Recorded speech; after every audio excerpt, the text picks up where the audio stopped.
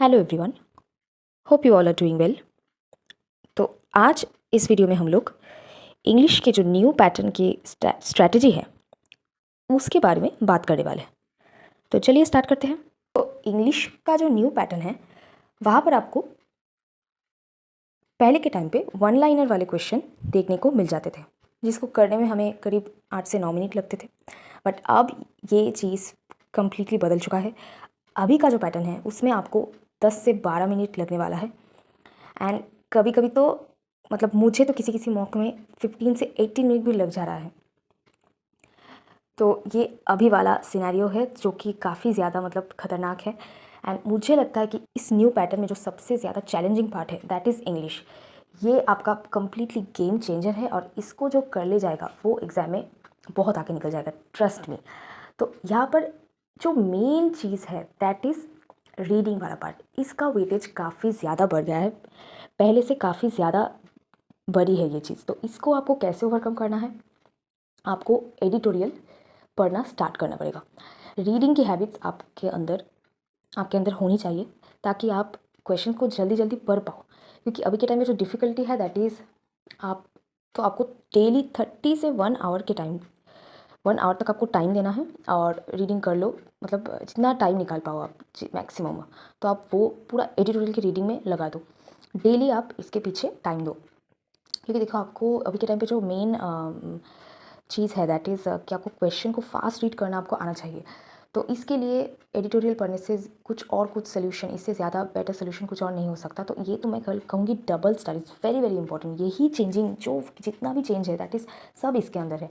और ये चीज़ आपको दूसरी चीज़ जैसे कि वोकैब हो गया, ग्रामर हो गया, वहाँ पर भी एरर्स वगैरह हो गया, वहाँ पर भी आपको काफ़ी ज़्यादा बेनिफिट करेगा। और सोचो अगर यहाँ पर मतलब प्री पर ही अगर इतने लेंदी लेंदी क्वेश्चंस आ रहे हैं तो ये लेवल मेंस तक क्या जाने वाला है। तो आप अभी से रीडिंग स्टार्ट कर दो दोस्तों। इसके लिए वेट मत करो, डेली 30 से 1 घंटा निकालो, 30 मिनट से 1 घंटा, और वहाँ पर आप एडिटोरियल का प्रैक्टिस शुरू कर दो। और इससे आपको रीजनिंग में भी बेनिफिट मिलेगा। बल्कि पूरा जो पेपर है वो काफ़ी डिफरेंट है। वो पूरा 3 से 4 लाइन वाले क्वेश्चन है सारे।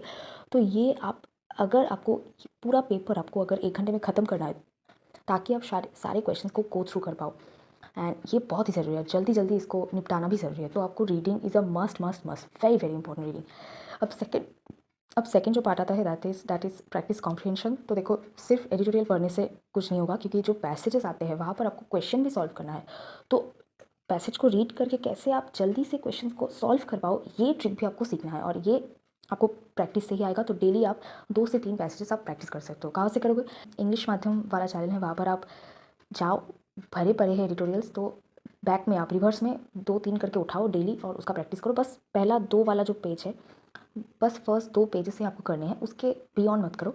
जहाँ पर पैसेजेस हैं और उनके क्वेश्चंस पूछे गए हैं तो वो आप कंप्लीट करो, वहाँ से भी आपका रीडिंग वाला पोर्शन कवर हो जाएगा।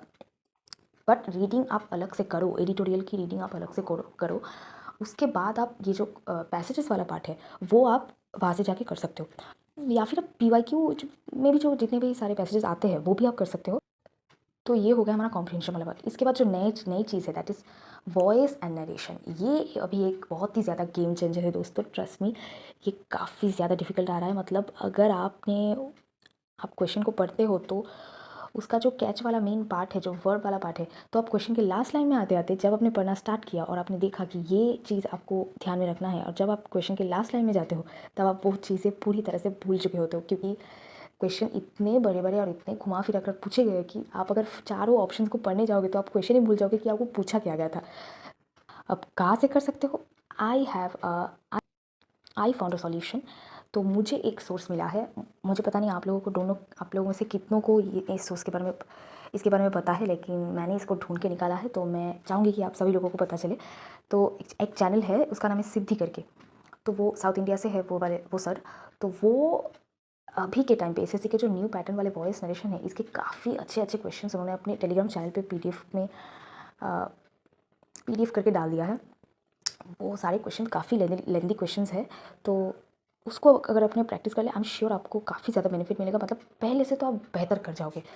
अगर उसका प्रैक्टिस कर लिया तो मुझे लगता है कि वो काफ़ी ज़्यादा मतलब उन्होंने काफ़ी एक अच्छा इनिशिएटिव लिया है, वो प्रोवाइड कर रहे हैं अच्छे अच्छे क्वेश्चंस, तो आप उनको ज़रूर चेकआउट कर सकते हो, मतलब ज़रूर करो और करके मुझे कमेंट सेक्शन में आके ज़रूर बताना कि आपको बेनिफिट मिला या नहीं।